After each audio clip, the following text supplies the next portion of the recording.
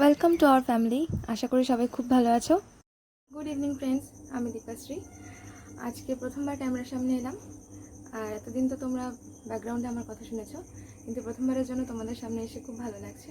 অনেকদিন ধরে চেষ্টা করছিলাম তোমাদের সামনে আসবো, তোমাদের সামনে থেকে কথা বলবো, কিন্তু সুযোগ হয়ে উঠছিল না। তার কারণ একটাই, হাতে মোবাইল নিয়ে কথা বলাটা ঠিক পেরে উঠছিলাম না। তাছাড়া এমনিতেই প্রথম অসুবিধা হচ্ছে। আর আজকে কি বিশেষ কারণে তোমাদের সাথে কথা বলতে এসেছি সেটা আমাদের টাইটেল আর থাম্বনেল দেখে নিশ্চয়ই বুঝতে পারছো।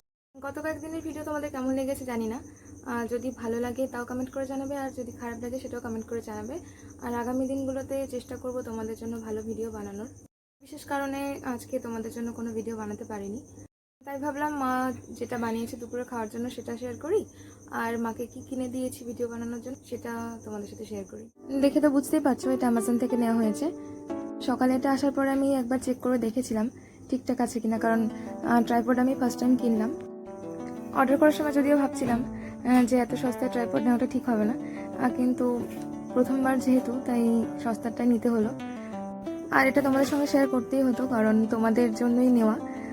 গত কয়েকদিনের ভিডিওগুলো তোমাদের কেমন লেগেছে জানি না, কিন্তু এখন চেষ্টা করব আরও ভালো ভালো ভিডিও তৈরি করার। আর এই ট্রাইপডটার দাম তোমরা একটু গেস করতে থাকো, একটু পরে আমি একটা স্ক্রিনশট শেয়ার করছি আর ডেসক্রিপশনে লিঙ্কটা দিয়ে দেবো। যদি তোমাদের কারো পছন্দ হয় বা মনে হয় যে না এটা নেওয়া যায় তো কিনতেই পারো।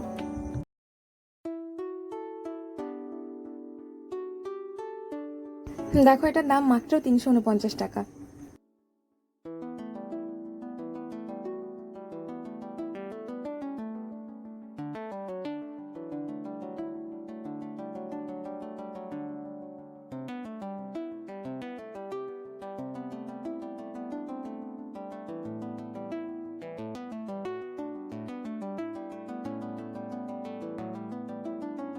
দেখো এটা খুব হালকাও নয়, একটা মোবাইল বা একটা ক্যামেরা খুব ভালোভাবে ধরে রাখতে পারবে।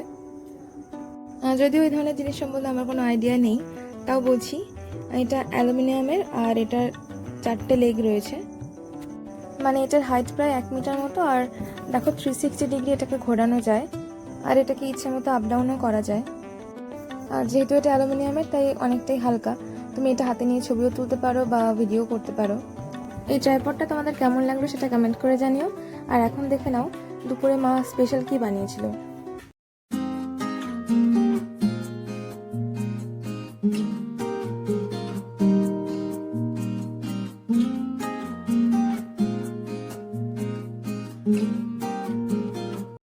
বাঁধাকপি দেখে কিছুটা গেস করতে পারছো হয়তো। এখন মা এটা কেটে ধুয়ে নেবে। ধুয়ে রাখা বাঁধাকপির মধ্যে দেখো লবণ, চিনি আর পরিমাণ মতো হলুদ দেওয়া হলো। এর মধ্যে কিছুটা কাঁচা লঙ্কা কুচিও দেওয়া আছে। এখন এটা খুব ভালো করে মেখে নেওয়া হবে। আর এটা কিছুক্ষণ ভালো করে মাখানোর পর এর থেকে জল বেরোবে, আর এর মধ্যে এক্সট্রা কোনো জল দেওয়া হবে না। তারপর বেসন দিয়ে আবার খুব ভালো করে মাখতে হবে। এভাবে বাঁধাকপির বড়া বা পকোড়া বানানোর সময় অন্য কোনো মশলা দেওয়ার প্রয়োজন হয় না, কিন্তু তোমরা চাইলে দিতেও পারো। এটা বেশ কিছুক্ষণ মাখানোর পর দেখো এটা দিয়ে জল বেরিয়েছে, আর এখন এটাতে পরিমাণ মতো বেসন দেওয়া হলো। এবার খুব ভালো করে মিশ্রণটাকে মাখতে হবে। এখানে অর্ধেকটা পরিমাণ বাঁধাকপি আছে, তাই হাফ কাপ মতো বেসন দেওয়া হলো। খুব ভালো করে মাখানোর পর এর মধ্যে কিছুটা পরিমাণে আদা কুচি দেওয়া হবে, আর একদম শেষে এর মধ্যে দেওয়া হবে গরম তেল, মানে যেই তেলে এটা ভাজা হবে সেই তেলটাই কিছুটা দেওয়া হবে। এই ধরো 1 চামচ বা 2 চামচ, কারণ মা বলে যদি গরম তেল দেওয়া হয় এরকম ভাজা বা পকোড়ার মধ্যে তাহলে কড়াইতেও লেগে যায় না, আর খেতেও ভীষণ ক্রিস্পি হয়। নিরামিষের দিনে এরকম চটজলদি বাঁধাকপির বড়া থাকলে ভাতের সাথে আর কিছু দরকার হয় না, শুধু একটা কাঁচা লঙ্কা, লবণ আর বড়া দিয়ে ভাত খেয়ে নেওয়া যায়। যদিও এটা খুব স্বাস্থ্যকর কোনো খাবার নয়, যাদের গ্যাস বা অম্বলের সমস্যা আছে তারা একদমই খাবে না এটা। তাহলে চলো বড়াগুলো ভেজে নেওয়া যাক।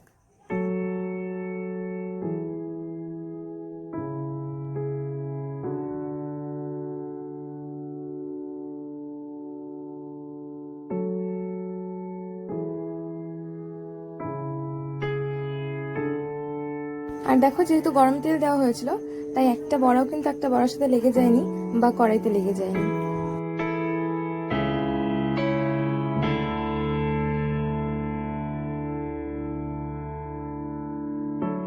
দু সাইডে এরকম বাদামি রং হলে বড়াগুলো তুলে নিতে হবে।